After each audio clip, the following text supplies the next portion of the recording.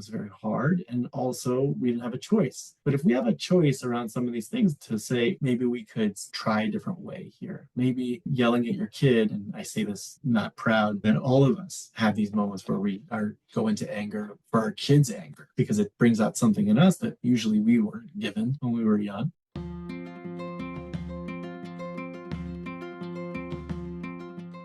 You're listening to episode 62, How to Deal with Different Parenting Styles with Adam Angel. Adam, I'm so excited that you're here. We were just talking about it, but I don't have kids. And so things related to parenting are probably the area that I'm not the most helpful for couples. And so many military families do have kids and they have to navigate all these transitions with kids. So I'm excited to have you here to talk about parenting. Maybe you could just tell the audience a little bit about you and kind of what you do with parents. Thank you, Liz, and thank you for inviting me. And happy to talk a little bit about the work I've been doing. About 4 years ago, when all of us went home during the pandemic, my son was born 10 days later, March 25th.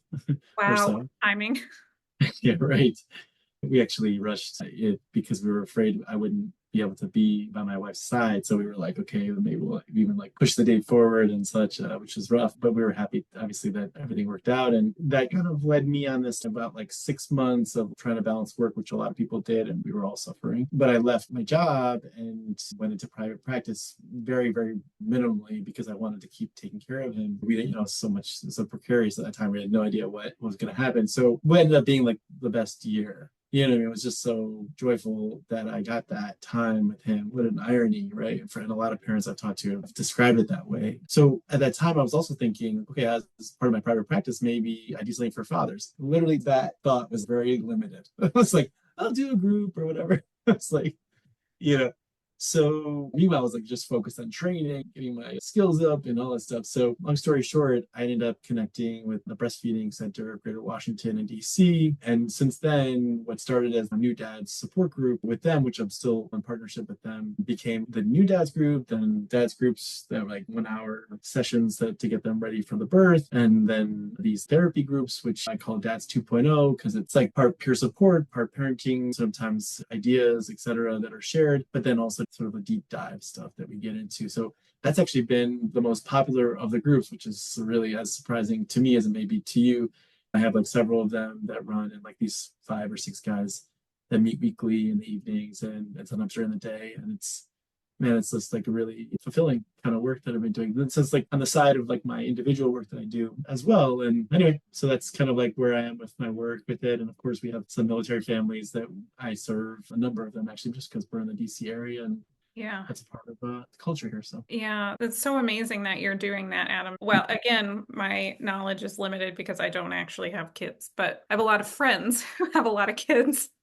And it seems like there's so many support services for new moms. And I just haven't even ever heard of something like a support group for new dads. And I'm thinking that's so amazing. I'm sure a lot of people would really love something like that. Yeah, it's definitely growing, but we're where women's sort of perinatal health was 20 years ago. So I presented at the Postpartum Support International Conference this last summer. I have several amazing colleagues who've been doing this work for some time that are in the men category. We're building on the work of women who've been doing this for so long. And for every guy that comes in, there's usually 10 that are going to a PACE group. So it's still not where we want to be. I mean, it should be that there's so many. And for every man that wants one, and I think more and more men do, it's just kind of been more and more normalized. These are virtual groups right now. And I think part of that is because some of this is happening sort of on the ground. The guys are putting it together for themselves, but from a more systematic way. I'm needing to get more and more guys involved to be doing it in a sort of in-person spaces from all over. It's really something that's growing, and it's vastly grown in the last 4 years. I'm really happy about it. Yeah, well, maybe I'm going to just do a little plug for you right here because I know you're in Maryland. Yeah. But you're licensed also in Virginia and DC. DC. And that's where a lot of where Communicate and Connect counseling is in Virginia. And there's tons of military. And I'm just thinking so many people could benefit from those groups. Yeah, absolutely. Be happy to accommodate them. Yeah. Actually, it's something that one of the military dads that I'd worked with was can we do this for just military dads? Could that be a separate group? I'm that sounds great. My dad is, former military, and that's something that I appreciate and support I would love to hear about that, like an all military new dads group. Yeah. Well, I know that our topic is really on parenting styles, and so I was hoping you could talk a little bit about parenting styles and why there are even differences maybe between couples who are, well, I guess I was thinking, it's like money, sex, and kids that are the big clashing points for couple conflict. And so I'm thinking part of the kids' conflict is around this idea of like we have different ideas around parenting. Maybe you could share a little bit about what you know about that I might not know. Yeah, I think first of all, we're all just different, right? So I always say when you go and do any work with anyone, once you combine two people, you have two different intentions, two potentially two different views of how things are going to look. All of these things in any group project, people know there's different challenges and there's different benefits for that. If we just start there, we're two separate people and we're coming together to do this very long-term project.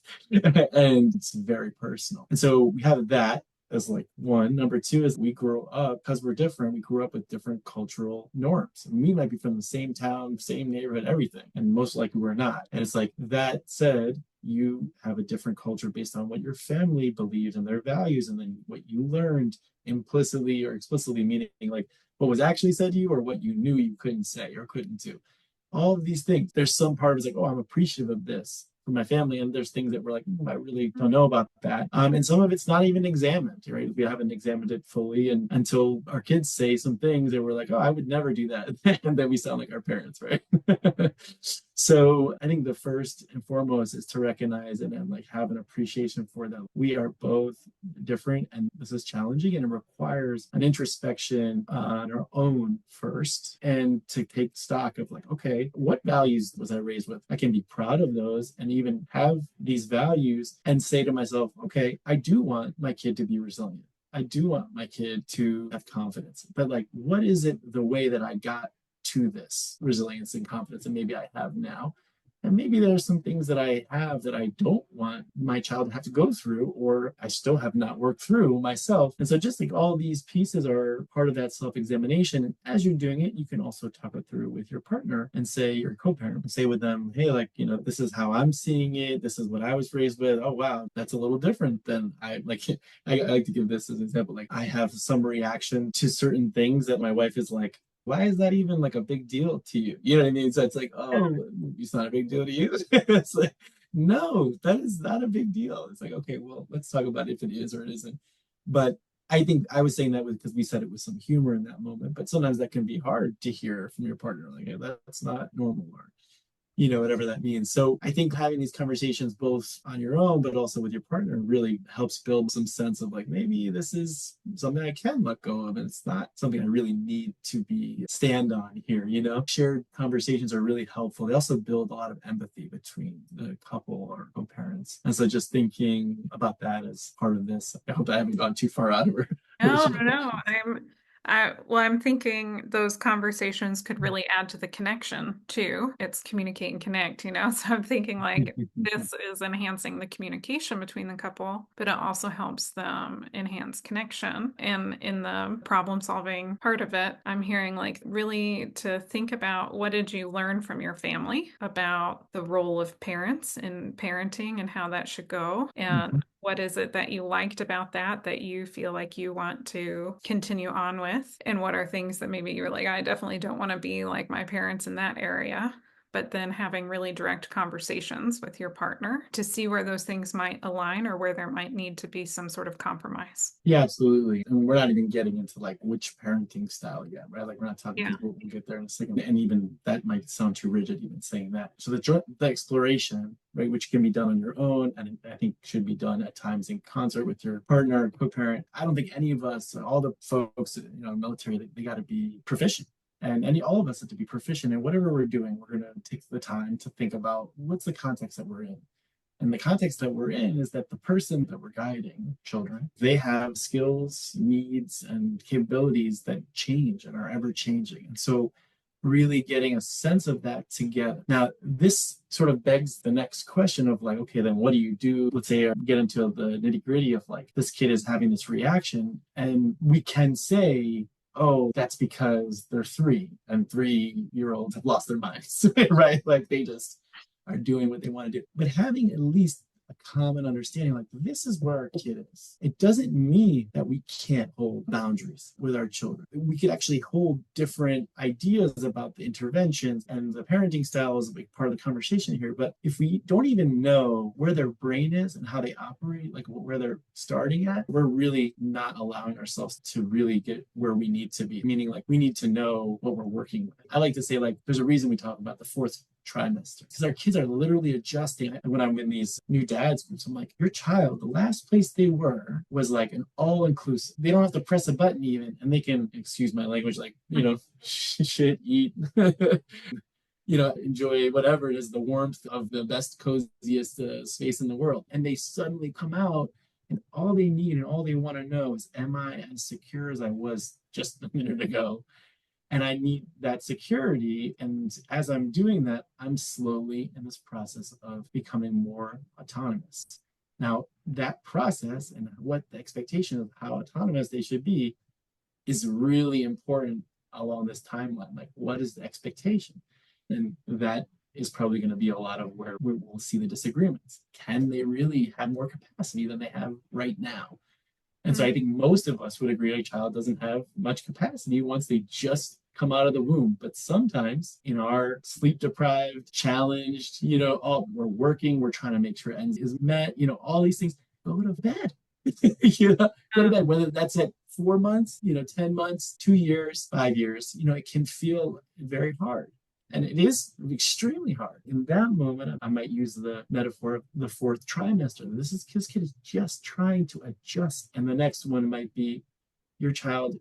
All they know is they want to explore, and what you are is this safe base. And they keep looking back at you for that very reason, because they want to make sure you're there. And they also want to make sure you're recognizing, to each stage, we're kind of like grounding it, no matter what we're doing. In therapy with someone's individual responses or in group, we're also noticing, hey, well, where is the kid really? What might be their view here?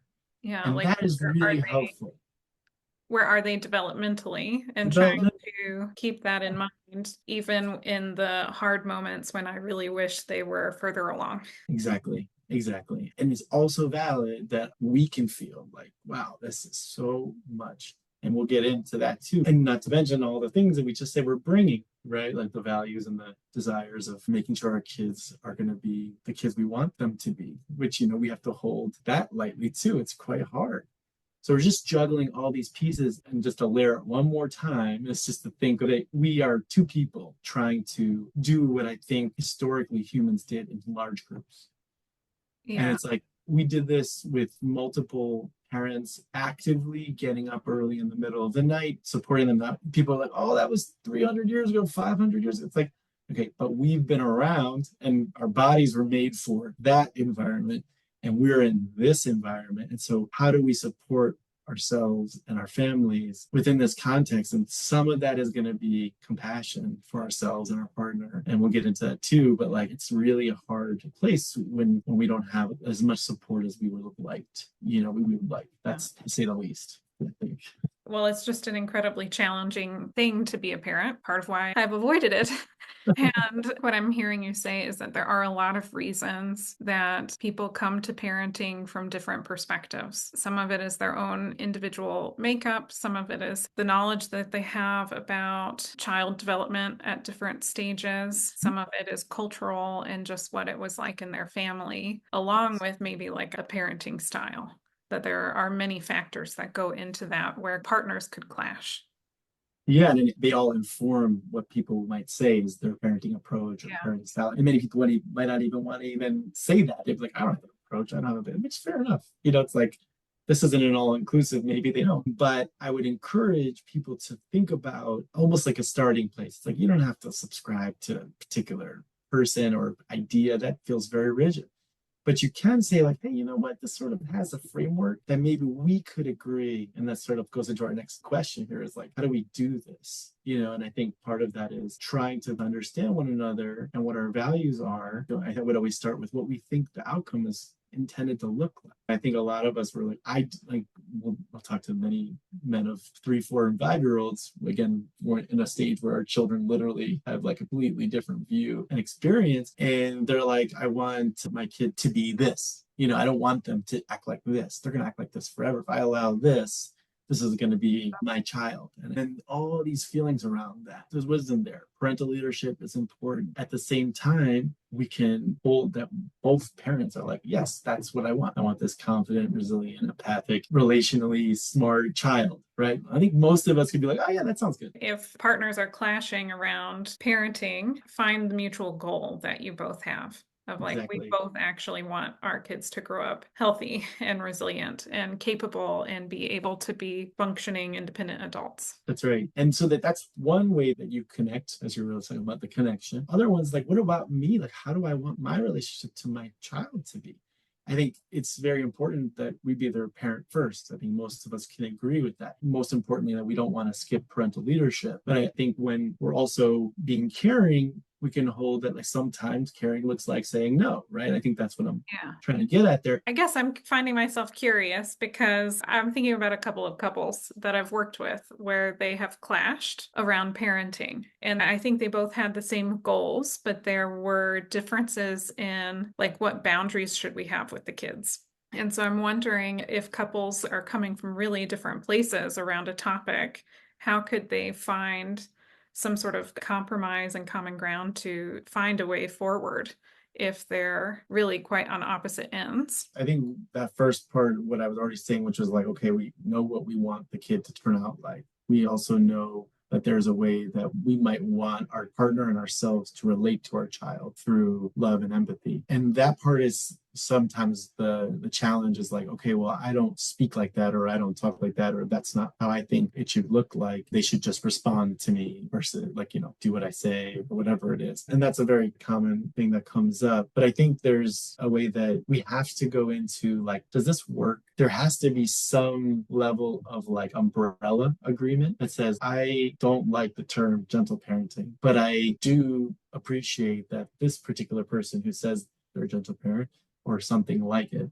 is saying that like boundaries are really important. And that's actually what your partner might say, oh, that actually is gentle parenting. You might slowly come to realize, oh, these like labels and fears around what our children might turn out to be, or we don't like, are actually unfounded. And like coming together to have this conversation saying like, okay, you know what we can do here is we can all agree if they run into the street, we'll pull them out of the street and start there.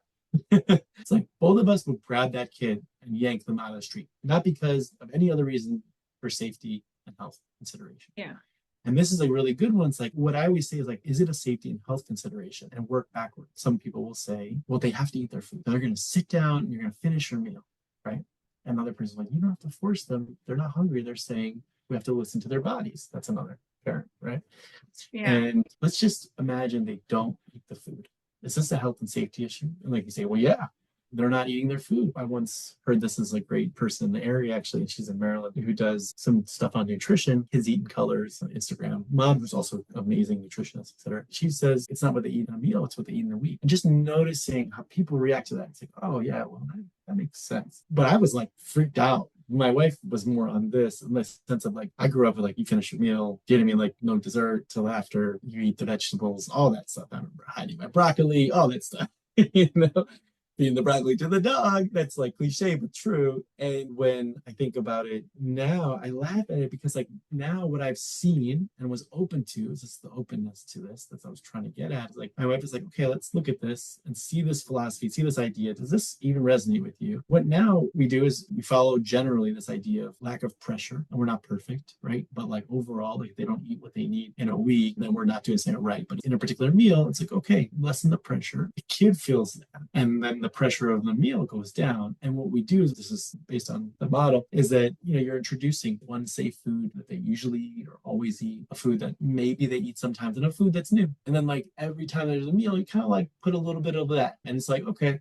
And then the kid's like, I'll try this. And maybe that you reintroduce it a few times. I'm not trying to get into the super details of this, but the bottom line is that I was like not open to this idea first, included having the quote unquote dessert, which is now just a part of our meal. We're not going to put that on the pedestal. We just eat. And you're like, oh, they're definitely going to eat their dessert right away. And many times they have. Guess what they did after they ate the dessert? They ate their food. And they also don't always eat the dessert first. Not that it matters to me. I was like, oh, I was open to the possibility. I don't know how, I can't remember now, but maybe I put up a little bit of a fight. I'm sure I did. And I know my parents saw it as like, what the heck are you doing? And that was also triggering for me. Like, oh, my parents don't think that I'm doing a good job. Yes. Oh my gosh. Yes. Stuff. At least a lot of men, and tends to be, but it's not just the men, tend to be like, I want to make my kid into someone who's resilient, who can handle things, who can survive in this world. And you're right. You're like, that is necessary. The question is when and how. And the when is the developmental piece, right? Is my kid ready for this level of intensity right now? Like, can they deal with that? Sometimes they don't have a choice. My kids went into COVID. My daughter got ripped out of her pre-K, which was extremely hard. And I remember being like, this is really gonna, and I was worried and all these things. And she's fine. She's resilient. And there's things that lasted for a while with that. It was very hard. And also, we didn't have a choice. But if we have a choice around some of these things to say, maybe we could try a different way here. Maybe yelling at your kid, and I say this not proud, that all of us have these moments where we go into anger for our kids' anger, because it brings out something in us that usually we weren't given when we were young. And so my response, or many parents' response to that kind of a tantrum, can be punitive and come after them, and it's like, get it together, essentially. Like, but it's just really us that, as many dads have said in groups, it's like, oh, I was having my own tantrum, and we're saying that like that's not like a self-criticism. Sometimes we do have our own, when we have a bad day, sometimes we have our own tantrums even without the kids there, but that stuff matters. Your kids looking at you and it's like, you didn't put broccoli. You're like, you told me to put broccoli. You said you liked it. Yeah, but I meant it on this part of the plate. And it's like, what the hell are you talking about? But, when you come in from a developmental standpoint, it's like, they have a vision of how it's going to be, right? They literally are like, oh, I can't wait till I sit down and I have this workout exactly. And then they see it and it's like, it didn't work out as they planned. And what they're going through is a grief process. They're like, oh, wait a minute. This is shock, disappointment, anger. They're going through it real quick, and you're like, I did everything. Do you know what I do for you? Okay, we're going through our own. That wasn't supposed to happen. I did everything I was supposed to. Our grief, right? Yeah. And now we're in a parallel process with our kids. It's challenging, but once you know what's happening, there's at least this percentage of that changes in the family. And when you have your partner on board, even more so. And then when you have a group of men that are supportive, or women, or however you identify. Other people to help you. This tribe will support. Exactly. So I think how I'm taking in what you're sharing is that I can really think about the values, and I can hold that as part of my goal, is like the target that I want to get to, but maybe I can let go of some of the really concrete details of how I think we should get to that destination.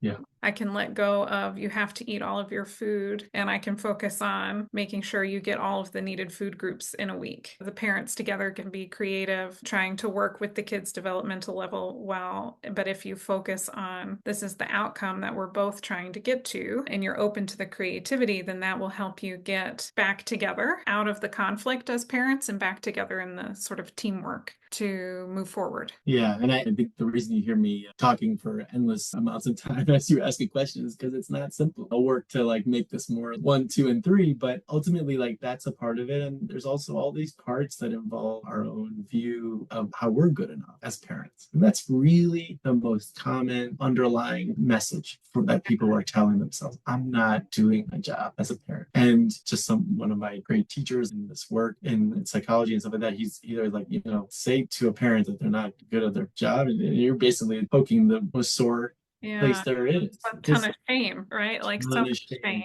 and judgment. Yeah, that people will put on themselves. And a big part of what we talk about in the groups are how we might be allowing that in. And I say that with a lot of compassion. I'm not saying that people are actively trying to shame themselves, but there's a way that, for us, as part of our own ways that we've adjusted in our childhood, one of the most common ways kids almost always adjust is to parents that are just trying to do their best, but they may not allow certain things in our lives. And we will say, my parent is not open to this. And that means that, like, obviously there's nothing wrong with them, because as a child, there's nothing that can be wrong with your parents, not as a small child, especially because it's too scary to be led in a life where you're completely dependent on your parents and if they don't have your best interests in mind. So you say to yourself as a child, oh, well, I must be the problem. And they shame themselves. Children will always shame themselves and adjust themselves. And so we continue these strategies into our adulthood until we challenge them and say, hey, you know what? I don't need to shame myself. This is freaking hard to do this, just to raise children. It's just hard. It's always been hard, but it's harder. I think there is a way that we may put too much pressure on ourselves. And that's a big thing that we're seeing in this current culture. Is that there's a way that we're like, oh, I'm supposed to be a perfect parent and I'm supposed to keep up with the Joneses, but not in a financial way, but from an emotional way. And do it all just the two of us without all the support that previous generations had. Exactly. And with two people working. With two right, people. And work. And right. So you're naming all these structural problems, and they're supposed to end up this like perfect person. They're likely going to be sort of an improvement on you and your wife's version, because you guys are putting this time work. If you listen to this podcast, you're doing something. Yeah. So like, that's great. But it's also like, you have to hold some of this a little lightly. You're not going to be the only one who's raising your child, and includes first and foremost your co-parent. And they're a little different than you. And like, you married them, or you decided to have a child with them, one or the other, all that. And that means that some of them is going to be like someone else.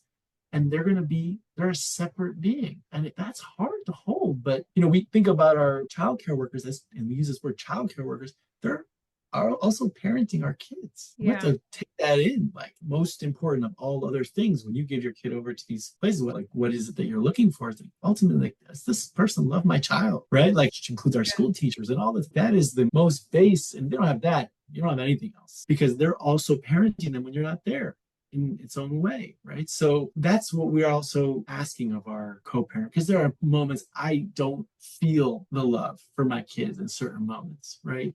We can all admit that. There's moments where we're like, we would like to tell everyone that we don't feel that way, but you can see it and sense it, and your kids can sense it. This is one of those moments where you say to your co-parent or partner, hey, I got this, or I can step in, or figure out ways to talk through. That's really one of the harder ones. Like, how do you step in for each other? But one of the ways to do that is to say, like we can hold a boundary and not be, raging at our kids. And that's not always easier said than done when our kids are acting outside of like any normal behavior, which is what a 3 or 4 or 5-year-old do. Normal for them, but not normal for us, right? So it's quite difficult to do that. But that is a piece that I think you were getting at. It's like, we are parenting just the two of us instead of in a larger group, but also the expectation is so high, so it just really puts all this pressure to be this perfect parent, whatever Instagram says. It takes me back to your comment earlier about self-compassion, because when I think about a lot of the couples that I've worked with where parenting was part of the primary conflicts that they were having, it was really so clear that both of them would feel that shame. They would feel that, like, I'm not a good parent. And if you disagree with my point, you must think I'm not a good parent. And I really want to do it this way because I want them to be healthy and resilient. But, oh, your idea is different, so maybe you think I'm not a good parent, and then all stuck in the shame. And so I really am appreciating just like the recognition that this is incredibly hard, and that there's going to be a need for self-compassion for yourself and for your partner. Yeah, and there's like also a lot of answers too. I was listening to this and I was thinking, I hope people are like, oh man, I don't want to be a parent. That's so difficult, or like, I'm screwed up, my kid's only 6 months. Here's the thing, there are answers, and some of them are concrete, and then that's what I have hope here. So one of them is ritualization. It's like, what has worked for my family, and you're going to find answers for yourself, and other people will find answers for themselves, is, for example, I finish my work day, it's like, okay, I need to turn my family hat on and like actively do so. And that means, especially when I'm in a place where I'm like, it's not easy for me. Like, this may be relatively easy because I'm talking to you about parenting and I'm going into it, right? But in a moment, most of the people listening may not be doing this kind of work. And so it's like, how do we transition and let that go? whatever else is before, because that will come in. The feelings of challenges of work, maybe we're writing ourselves about something from work or our partner or whatever, and we come in and that impacts the whole family. And this was a topic just this week on one of the guys like, how do I not let this bleed into like my partner is coming in brooding? Sometimes it's okay to say to them, hey, like you need more time, go take it. Because it'll be better maybe for me to take care of these two kids while you get better than to impact the whole house. But saying that from a place of empathy, because we've all had those moments. That's an example of an intervention. Another one, you might be setting your kid up for failure. My kid always hits my other kid. Yeah, that's a normal thing because they don't want to be replaced. Okay, both parents need to take their kids separately for one-on-one time. Maybe the most important intervention there is. Take time with one child, one parent, and just deepen your relationship. And we haven't gotten to some of the good stuff around military families, but I was thinking about this, with deployments, it's like how hard and disruptive this can be. And also, our kids are resilient. And one of the ways to support that resilience is by deepening the relationship. And so thinking about you're coming back in to a system that's operating sort of in one way, and not to say that you're parenting in a different way from afar, and now you're coming back and you have to reintegrate and almost like there is some catching up in relationally. And so it's like, now you're here. How do we both connect it? And I'm sure there may be feelings of guilt or, all the things that show up wanting to just have fun. But kids sometimes we want to have fun with them, but they still need to be parented and held boundaries.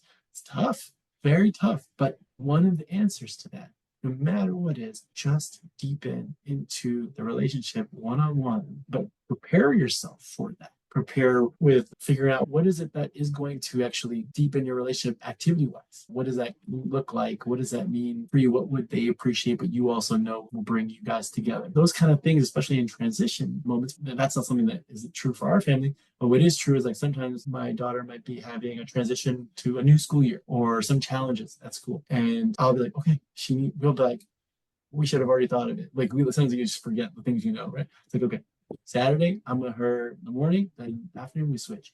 And that like one-on-one, you are all that matters to me in my life. Your kid is going to be like, oh yeah, I'm seen. Because that's what they want, which they'll tell you all the time, especially as they get older, right? From the very, right? It's like, don't tell me what to do. Can you tie my shoe? But no, don't do it too much, right? It's like this tension between autonomy and security. And this security that they're getting from you when you're like, just pouring yourself into them is going to be worth everything. I'm thinking about attachment theory right now, and I know we need to start wrapping up, but I'm thinking about, I could see how that would really help them with the transition, because then when she goes to school, if she's feeling stressed, she has the memory bank of feeling safe with you that she can then rely on to help her feel safe in the new environment. Absolutely. It's attachment orientation. That's definitely a big part of my work. And then, I think we were just talking about the co-parenting relationship, how hard it is. Like you come in, you obviously want to do this for your child, but you also got to get on the same page with your partner. And we talk about weekly meetings, and there's some logistical things that you should be doing. And we already talked about the overall parental way of outlook, but that requires regular checkup, because the reality is like our kids change if they need different things, and things come up like, oh, they just talked to me about death, or talk to me about sex, or just had a tantrum. And it's like, okay, so we need to reorganize here. Or maybe something's going on with you. And it's like, okay, we need to reorganize. Like, what's going on with you? And how do we keep this and support one another?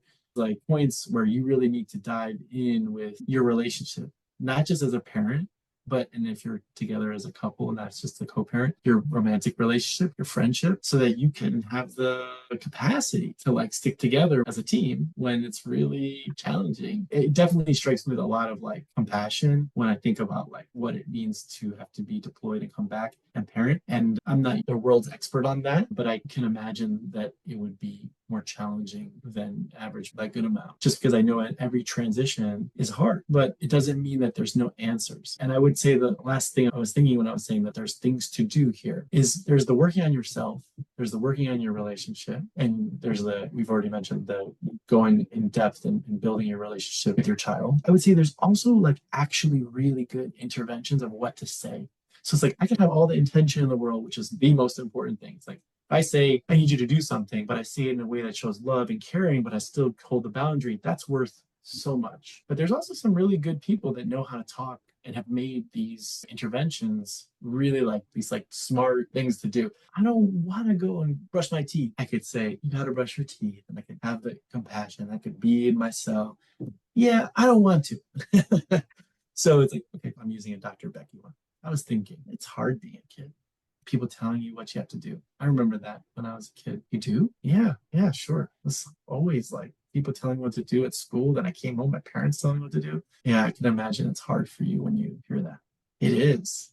Yeah, it stinks. I'll tell you what.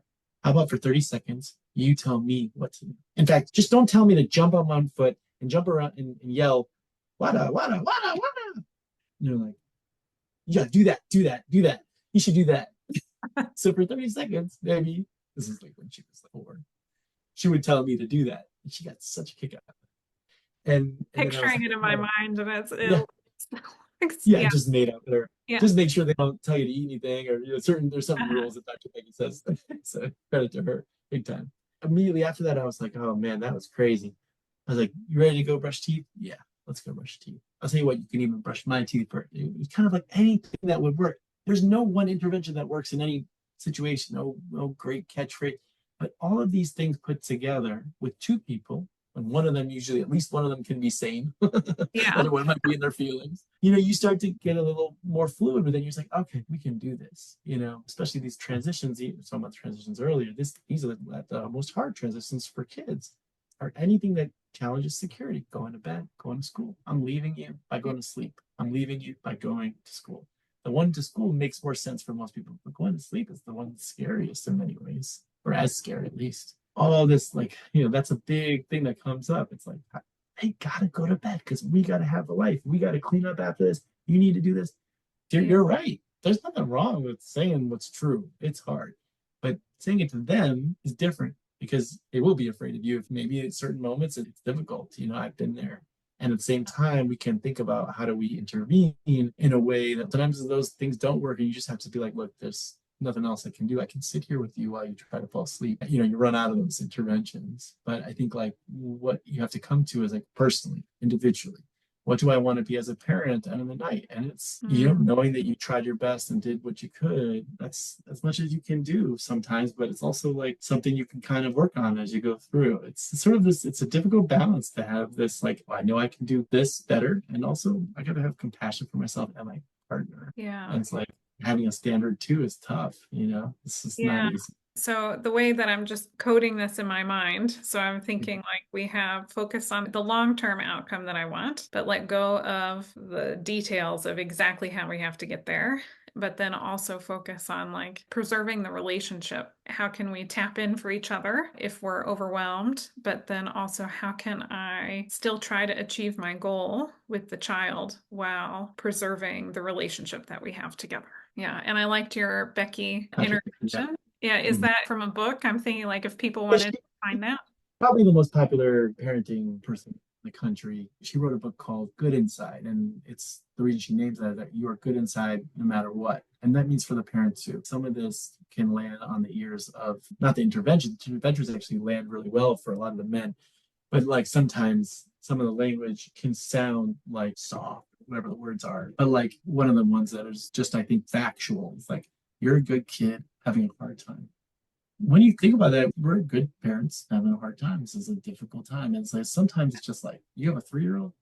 Man, there's a reason that we have a bunch of names for for what's going on there that aren't for a big consumption. But anyways, it's tough. It's tough. So she wrote this book called Good Inside, and she has a podcast that's free and also other things that support groups and stuff like that. She's great. But again, I splice some of that into the groups. But the way that I do that is I'm offering, this is an option. There shouldn't be a rigidity to this. There's no religiosity to this. I always say, like, what do you and your partner think is the right thing to do? You being on the same page as your co-parent is the most important thing going forward. Like talk about parenting styles, which I think I failed to share quickly, which was like authoritarian, which is more of like what I received when I was a child, which was where like a lot of my peers, which is like I do as I say because I said so, which has a place in a certain moment in time and also situational and culturally depending on the situation, especially around safety. But I've leaned into more the authoritative which is a lot of the names of things that you hear, like attachment parenting, gentle parenting, respectful parent,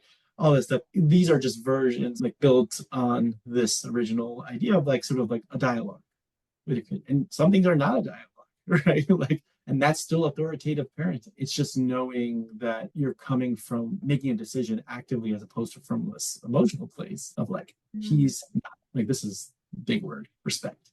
They're not respecting. It's like, okay, well, what's that about? Like, for you? You know what I mean? Because like there's usually something coming up about it. It's like, oh, my kid's gonna be this disrespectful kid, you know, all these things that we go into the future with, sort of in our minds, and then we react that way with anger. Now, it may be that they're disrespectful, and you can say, like, hey, that's not respectful the way you said that, or that's rude in the way you spoke to me just now, and I'm not going to be talked to like that. So then what? Right? So then you can say, like, you know, it's like, this is whatever it is that your family's rules are, but it's about how you are and what you're holding while you're parenting and from what state you want to be in. That's the therapy part of the group. So like, how do we get to the state that we want? Which we have to name. It's like, what's your intention? I would like to have calm in myself. I would like to have confidence in myself when I'm parenting. And that is the most important aspect of all this. Yeah. Great. And so if people were like interested in joining one of those groups, how would they get connected with you? So I have two websites. I have one for like the dad stuff, which is dadswithwisdom.com. And then I have one that's for individual counseling, which is my own name, adamangeltherapy.com. So we'll put it in the show notes or something. Yes. Yeah. They'll all be in the show notes. Yeah, so people can just click. Yeah. Yeah, and I also do some groups for dads that have lost in late pregnancy and early infancy, because, you know, that's also a big need. And so I'll direct them to my other website, the individual therapy website, so that if you know someone, you personally are listening, you know, sometimes that's a really neglected group of people that are not being supported. And so I'm always like trying to make sure people know about that. So. Yeah, we'll have links to all of that in the show notes. Well, Adam, thank you so much for being on the podcast. I feel like we could talk about this for hours and hours and hours. And like, there's so much, you know, maybe we'll do a follow-up. Yeah. Well, you could do also a whole podcast, right? Just on parenting topics. I'm not as organized as you. But I think that this is going to be really helpful to people listening. So thank you for being on our show. While I am a therapist, this podcast is for educational purposes only and is not considered therapy. And it should also not be a replacement for therapy. If you think you need a professional of any kind, you should definitely go find one. Until next time.